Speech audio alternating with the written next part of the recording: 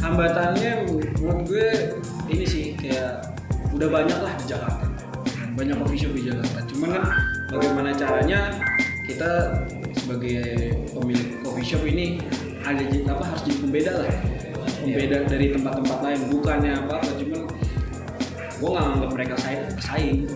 Gue menganggap mereka adalah teman kita saling nggak pernah menjatuhkan, kita saling mendukung, ya kan.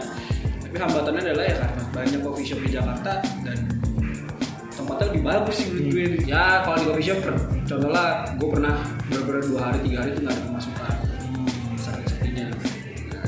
Kalau itu sih gitu sih. Tapi kalau gue untuk teman-teman yang mau, ya contohnya lu mau usaha harus pede sih. Pede ya. Satu pede, yang kedua adalah harus berani ambil risiko.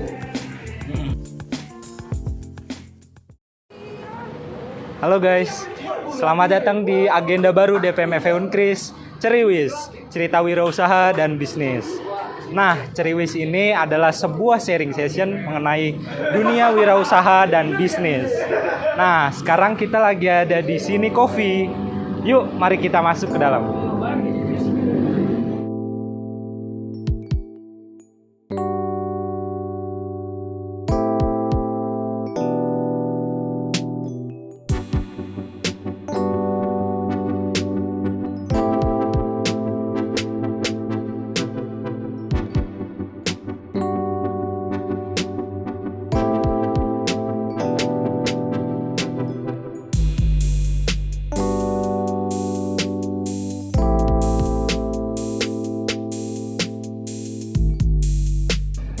Apa kabar bang? Sehat, lu gimana kabar lu? Baik. Tadi buka jam berapa bang? Gua jam 3 tadi. Jam 3 sore ya. Tadi gue lihat dari luar konsep kafe lu seru nih bang. Estetik gitu. Ya, ada TikTok sekarang. Iya. Nah bang, kira-kira minuman yang recommended nih apa nih di sini nih? Ada 4. Ada 4 apa tuh? Pertama BCL, BCL. Forest Caramel Latte. Ya. Yang kedua tuh Rene, Yakin, sama Escobar. Wah banyak. Lu mau yang mana tuh?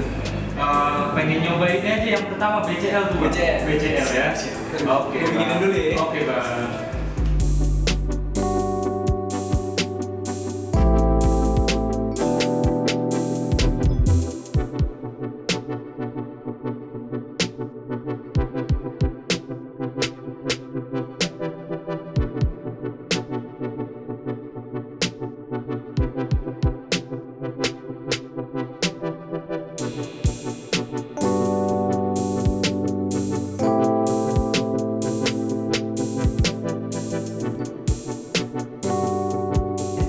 Ini bang BCL-nya. Wah, makasih bang. Coba.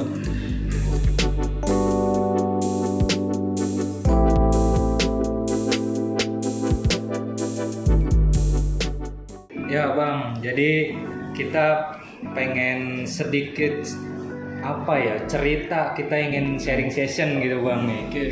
Jadi gue kan tahu nih perjalanan lu di bisnis gitu kan, udah panjang lah katakan kayak gitu. Nah tapi gue pengen sedikit tahu nih awal mula lu masuk ke dunia bisnis atau wirausaha ini gimana tuh bang? Awal mulanya sih gue mulai dari SMA ya. SMA tuh mulai jualan-jualan aksesoris HP kayak zamannya kita kan pakai headset dulu tuh zaman SMA kan buat gabut di kelas, jual casan yang butuh-butuh kayak gitu dari HP, terus nyoba-nyoba jualan yang lain, jualan HP juga pernah, ada aksesoris ke HP, terus ada bisnis juga tentang olah data skripsi ada. Ini yang sekarang lagi gue jalanin adalah coffee shop. Coffee shop. Tapi ada mimpi-mimpi yang lain sih ya. Di next project. Berarti ada masih pengen dikembangkan gitu lah ya. Mimpinya masih banyak. Masih banyak. Nah, satu-satu lah. Ya. Nah terus di dunia coffee shop ini sendiri gitu. Kira-kira mulai terjunnya tuh kapan sih? Kalau di coffee shop awalnya gue penikmat 4 tahun yang lalu. Penikmat. Tapi gue mulai turun di dunia kayak sebagai barista atau sebagai ownernya juga itu 2 tahun terakhir lah. Sebenarnya ini konsep ini coffee shop ini udah dari 2018 akhir, cuman baru terrealisasikannya di 2020. Lama juga tuh konsep, matengin konsep segala Iya, macam dari bener. 2018 kan. Ya akhirnya sekarang terrealisasi kayak gitu kan. Nah berarti kan udah panjang banget nih. Pasti dari lu sendiri tuh nemuin nih beberapa kendala-kendala atau hambatan-hambatan gitu bang, khususnya di coffee shop ini ya. Kira-kira apa tuh? Hambatannya menurut gue ini sih kayak udah banyak lah di Jakarta, banyak coffee shop di Jakarta. Cuman kan bagaimana caranya kita sebagai pemilik coffee shop ini ada harus jadi pembeda lah, pembeda dari tempat-tempat lain. Bukannya apa, cuman gue nggak anggap mereka pesaing. Gue menganggap mereka adalah teman kita saling nggak pernah menjatuhkan, kita saling mendukung, ya kan. Tapi hambatannya adalah ya karena banyak coffee shop di Jakarta dan tempatnya lebih bagus sih menurut gue. Bedanya sama di Jakarta gitu sih, lebih jual tempat. Kalau gue ya biasa aja, karena emang dari awal konsepnya simple terus sederhana, tapi kita vibes-nya tuh kayak di rumah teman, lagi nongkrong sama teman gitu sih. Wah keren nih, berarti konsepnya itu simple, sederhana, cuma kita itu menawarkan pelayanan gitu Iya, ya. benar. Pelayanan yang baik pada konsumen kayak gitu ya. Jadi konsumen pun kayak ngerasa di rumah temen, kayak nongkrong sama temen sendiri kayak gitu kan ya bang ya. Nah terus tadi kan bisa dibilang ini konsepnya sederhana, terus kita juga dari Bang Dito sendiri pun menganggap bahwa coffee shop lain itu bukan pesaing gitu kan, tapi berelasi Iya, gitu. benar. Nah, kira-kira dari Bang Dito sendiri ini udah berkeliling kemana aja nih cafe shop yang udah berelasi kayak gitu ya? Kalau Daerahnya aja. Daerah sih, terutama Jakarta pasti. Jakarta pasti. Jogja, terus Bandung. Untuk di Jawa sih itu. Kalau di luar belum sih, pengen nih next project tahun depan lah keliling. Karena ada project di luar Pulau Jawa. Wah, menarik nih. Jadi gue butuh cari referensi lah dari tempat itu gitu. Iya. Jadi udah dari Jogja segala macem tuh ya. Jogja juga kan bagus-bagus tempatnya tuh bang. Nah, terus dari usaha ini kira-kira pastikan kita tadi Bang Dito bilang punya target lah ke depannya kayak gitu. Nah, apa sih targetnya itu? Target ke depan sih untuk di kedai gue yang sekarang adalah pengen punya mesin roasting. Jadi gue mau nyangrai biji kopi sendiri. Karena kan gue sebenarnya yang tadi kita bahas tuh yang konsep gue lama nih, dari 2018 sampai 2020 baru. Karena gue pengennya semua gue ini produksi sendiri. Ya alhamdulillah sih biji kopi udah, cuman gue masih numpang lah. Tapi gue pengen punya tempat mesinnya sendiri. Untuk kedepannya lah, untuk 2 tahun ke depan lah. Ya, itu target-target lah ya dari Bang Dito sendiri. Nah, tadi dibilang kan Bang Dito udah ibaratnya produksi ya biji kopi sendiri. Nah, itu apakah berpengaruh ke kayak biaya produksi segala macam? Nah, bisa dijelaskan dikit Bang?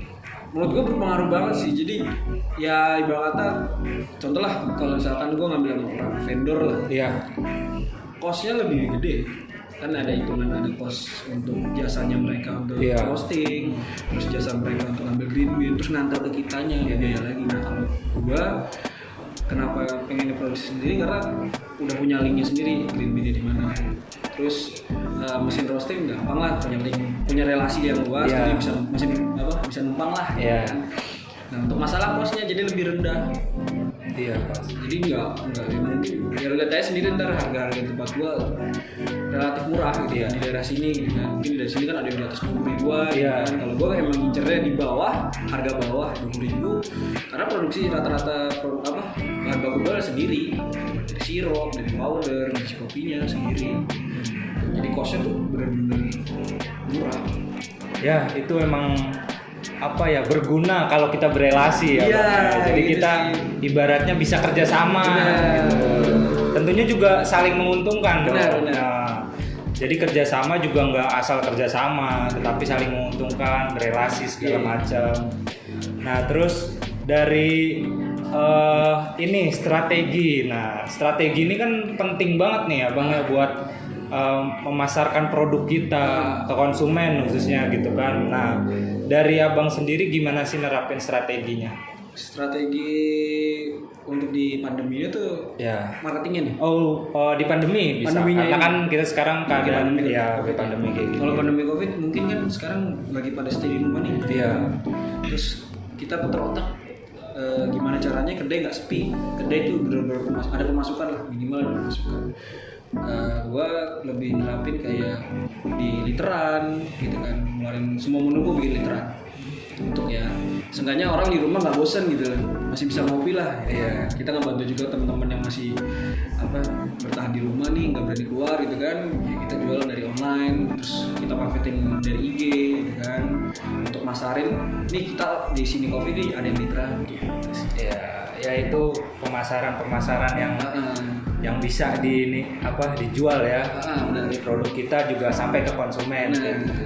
Nah tapi untuk konsumen atau orang yang datang ke kedai sendiri masih bisa nih bang? Kalau untuk sekarang masih Ya. masih bisa, cuman ya berapa protokol aja sih Ya itu emang udah dianjurkan dari pemerintah juga ya bang ya. Nah itu kan tadi kita lihat strategi segala macam. Nah terus mungkin sedikit cerita aja ya dari Bang Dito sendiri ini, dari suka atau duka berwirausaha ini. Bukan cuma cafe shop ya bang ya, dari awal kayak yang tadi dibilang ada headset, handphone, atau join nama orang bikin cafe shop, atau sekarang apa kayak gitu. Nah bisa dijelasin kalau ini apa tadi suka duka. suka dukanya. Ya, suka duka. Suka dukanya sih banyak sih. Dari kalau sukanya ya kita dari berusaha wirausaha gue ini sekarang punya banyak teman, punya link yang luas gitu kan, jadi nggak bingung kalau mau buka apapun ada pasti. Ya dukanya adalah ya contoh lah kalau di coffee shop belum terlalu parah, tapi kalau waktu dulu jual HP pernah ketipu, HP-nya udah dikasih dibawa kabur. Ya itu dukanya Tuh kayak gitu. Terus ya kalau di coffee shop contoh lah, gue pernah bener-bener 2 hari 3 hari tuh nggak ada pemasukan sakit-sakitnya. Kalau itu sih kayak gitu. Tapi kalau gue untuk temen-temen yang mau kayak contoh lah lu mau usaha harus pede sih. Pede ya. Satu pede, yang kedua adalah harus berani ambil risiko. Dan harus ketiga adalah peluang. Kalau menurut gua peluang tuh penting sih. Peluang sekecil apapun lo harus lihat, usaha apapun. Iya. Jadi jangan takut dulu usaha ntar kita rugi dulu nih. Iya. Tapi balik lagi kalau konsep lu kuat, terus lu udah punya relasi yang luas gitu kan, dan lu punya link, misalkan contoh lu mau buka cucian sepatu nih, lu punya link temen-temen lu yang punya sampo-samponya atau sikat khususnya, itu udah enak. Yang penting dari niat, konsep, itu sih. Ya, berarti pengen nanya juga nih bang nih, kalau kita pengen buka usaha itu sebenarnya modal itu sangat berpengaruh nggak sih bang? Kalau gua, kalau gue sebenarnya modal nggak terlalu banget sih. Kalau gue menurut gue adalah ya kita realistis aja lah dengan kebutuhan kita. Kalau misalkan gue contohin coffee shop, kalau gue contohin coffee shop ya kalau lu mau ngikutin tren-tren coffee shop di Jakarta yang biaya fantastis lah ya, dengan alat yang bagus gitu, itu ya menurut gue sih nggak bakal bisa. Tapi kalau misalkan lu udah tahu nih alat yang menurut lu cukup, terus harganya juga nggak terlalu mahal, itu bisa. Yang penting lu harus lihat dulu, lu konsepin dulu, terus lu harus pelajarin dulu dari segi kebutuhan lu. Jangan ikutin gengsi lu. Kalau gue sih Iya. Yang gue denger juga nih dari lu ini bisa mendirikan sebuah coffee shop ini berarti bukan sebuah pekerjaan ya, berarti hobi gitu. Nah, gimana? Lebih tepatnya gue kenapa buat coffee shop adalah buat tempat gue nongkrong tapi menghasilkan uang. Oh iya, bisa. Gitu sih. Iya. Jadi kalau misalkan lu sebagai pekerjaan atau banyak yang bilang temen-temen gue ini kan coffee shop buat pendapatan utama lu. Iya. Gue enggak sih, bisnis harus banyak, bukan coffee shop doang. Nah makanya gue sekarang punya coffee shop sendiri untuk ya udah gue nongkrong, gue meeting di sini, kalau ketemu klien-kliennya. Biasanya kan meeting di luar nih coffee shop lain. Gue sekarang udah punya, ya udah Tempat datang sendiri, tempat ya. sendiri deh. Gue datang di tempat gue gitu. Iya itu. Berarti sebuah apa ya? Beruntung juga gitu kan bisa buka usaha terus tapi bukan sebuah pekerjaan wajib kita, sebuah hobi gitu. Kan jadi kalau menurut gue jadi wirausaha tuh bukan sebagai pekerjaan tapi suatu hobi lu. Ini hobi gue nyari duit dengan santai. Nah, pertanyaan terakhir nih mungkin Bang. Aduh, apalagi kita sedikit Tising-tising, tising-tising ya. Ini buku suka deh tising-tising sedikit. Kira-kira nih target terdekat nih apa nih? Yang bener-bener deket nih? Iya. Insya Allah Januari atau Februari buka roastery. Ya. Tapi gue kerja sama temen gue sebagai roasternya. Tapi yang agak gokil ini sebenarnya nggak sengaja sebenarnya target yang satu lagi buka cabang yang tadi gue bilang di luar kota, di luar Pulau Jawa. Luar pulau. Ya lu tahu ada tari kecak lah. Kisi-kisinya di situ aja lu. Ada tari kecak. Iya ada kecak aja. Lu udah tahu deh. Kayak gitu sih. Oke. Ya mungkin segitu aja nih cerita kita kali ini nih. Kan udah banyak mendapat ilmu wawasan nih kita nih. Ya semoga usaha lu ini dapat berkembang. Amin. Tadi target-target juga tercapai gitu. Ya Bang ya. Terima kasih Bang. Oh iya,